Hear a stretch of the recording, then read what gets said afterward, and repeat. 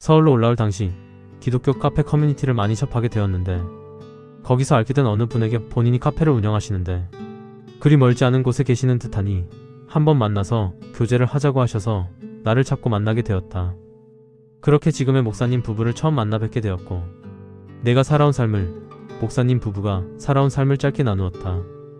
목사님은 주님께 마음을 받아 교회 개척을 한 지 얼마 안 되었다고 하셨고 마침 나도 서울로 올라오며 혼자는 힘들고 공동체가 필요하다라고 생각하고 있던 터라 예배에 참석하겠다고 말씀드렸다.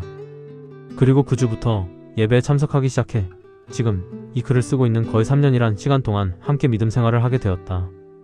사실 고등학교 때부터 우리 가족은 아버지 지인의 권유로 교회에 나가서 따로 성경 공부를 시작했다. 그분은 그 당시 지금 교회가 이미 배도의 길에 들어섰다고 여겼고 성경을 올바르게 알아야 한다고 하시면서 성경 공부에 대한 열정으로 가득 찬 분이셨다. 실제로 지금까지도 20년 넘게 성경에 대한 역사, 고고학, 철학, 종교 등 다양한 분야를 공부하셨고 벌써 그 당시에 프리메이슨, 일루미나티, 300인 위원회 등 딥스테이트 세력들에 대해서 해박하셔서 우리에게 가르쳐 주셨다.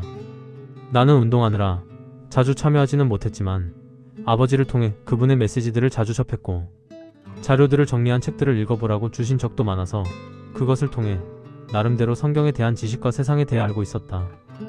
하지만 내가 지식으로 알고 있던 그 모든 것들은 내 영적인 건강에 아무런 도움도 되지 못했다. 왜냐하면 생명 대신 인격적인 예수 그리스도가 없었기 때문이다. 그분은 말씀하셨다. 성경을 올바른 관점으로 보고 바로 알면 하나님 말씀대로 살아갈 수 있다고. 맞는 말이었다. 그래서 그 말대로 공부도 해봤고 노력도 해봤다. 하지만 번번이 나는 내 죄성을 이기지 못했고 하나님을 외면하는 단계까지 간 것이었다. 그렇지만 이제는 왜 그런지 명확히 알고 있다. 지식은 알면 좋은 것이다. 하지만 그 지식이 구원해주지는 않는다. 말씀을 많이 알고 깊게 안다고 구원받는 것이 아니다.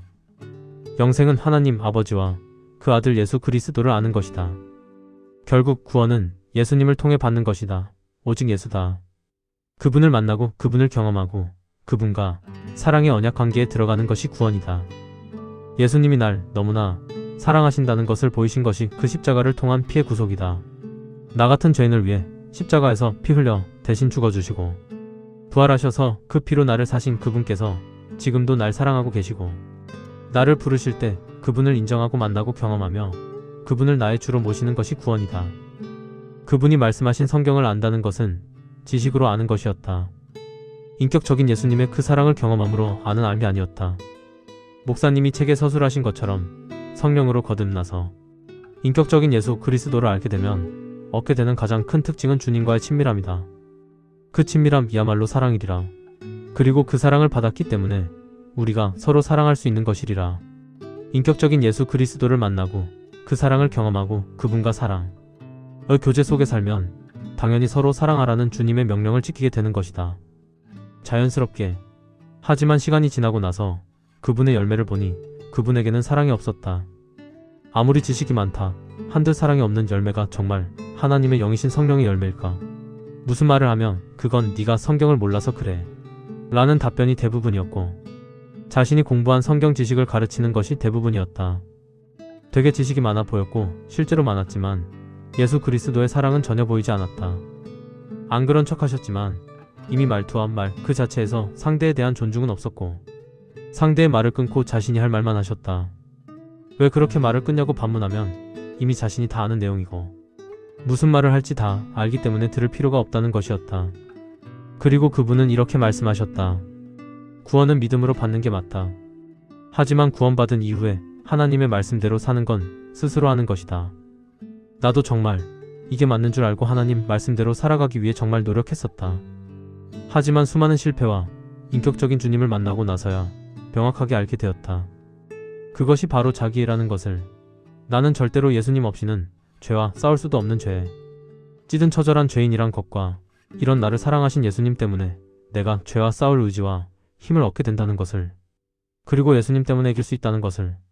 나는 서울로 올라와 정착하게 된 지금의 목사님을 보면서 참 여러 가지를 배웠다. 하나님을 사랑하는 삶이란 이런 거구나. 서로 사랑하는 공동체란 이런 거구나 등등. 항상 주님을 갈망하셨고 주님의 임재를 바라셨으며 사역이나 봉사를 강요하지 않으셨다. 그냥 주님을 바라보자고 하셨고 늘 울며 기도하셨다. 3년 동안 같이 믿음 생활을 하면서 크고 작은 어려운 일들도 많았다. 그럴 때마다 항상 기도하자고 말씀하셨고 주님이 풀어주시는 것들을 느끼며 서로를 사랑함이 더욱 단단해질 수 있었다. 목사님이 하셨던 말씀 중에 기억에 남는 말이 있다. 우주를 통틀어서 하나님이 제일 불쌍하시다는 것이다. 무슨 말인가 하고 들어봤는데 하나님이 제일 많이 배신당하시고 제일 많이 외면당하시지 않냐고. 그래서 하나님이 제일 불쌍하시다는 것이다. 그래서 우리 같은 죄인이 주님을 사랑한다는 것 하나만으로 우리를 이렇게 사랑해 주시는 것이 아닐까 라고 하셨다. 당신께서 얼마나 우리를 사랑하시는지 그 마음을 알아들이기 때문에 그냥 그거 하나만으로도 주님이 너무 기뻐하시는 것 아닐까. 정말로 하나님은 우리와 서로 사랑을 나누시기를 원하신다. 그리고 그 사랑은 분명히 하나님의 자녀 모두를 향하고 있다.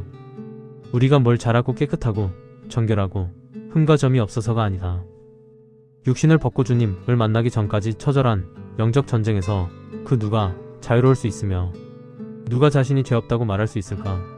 여전히 우리는 연약하고 때론 넘어지며 주님을 슬프시게 하지만 주님은 우리를 놓지 않으시고 그저 주님을 바라보고 신뢰하며 믿어가길 원하시는 것 같아. 그 죄의 모습을 가지고 와서 회개하고 주님께 가르침을 받고 감사해야 하고 주님으로 인해 기뻐하면서 찬양하고 주님을 사랑하고 그렇게 매일매일 사랑의 교제를 나누시길 원하신다. 그 최고의 본이 바로 예수님이셨고 매일 그렇게 예수님과 일치되어 가는 삶을 살아가는 것이 성화의 모습일 것이다. 그 근본은 바로 사랑이다. 내가 누구를 판단할 권한도 없고 그래서도 안 되지만 그냥 단 하나 마음의 소원이 있다면 여러분이 이 글을 읽게 된다면 자신이 하나님을 만난 그날을 다시 한번 더 떠올려 보기를 간절히 바란다.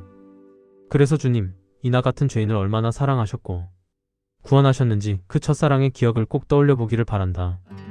혹시 내가 첫사랑을 잃어버리고 살아간 것은 아닌지 주님의 마음을 너무 몰랐던 것은 아닌지 돌아보며 마음의 감동을 주시는 대로 주 앞에 엎드려 온전히 사랑하는 주님과 달콤한 교제의 시간을 가지셨으면 좋겠다.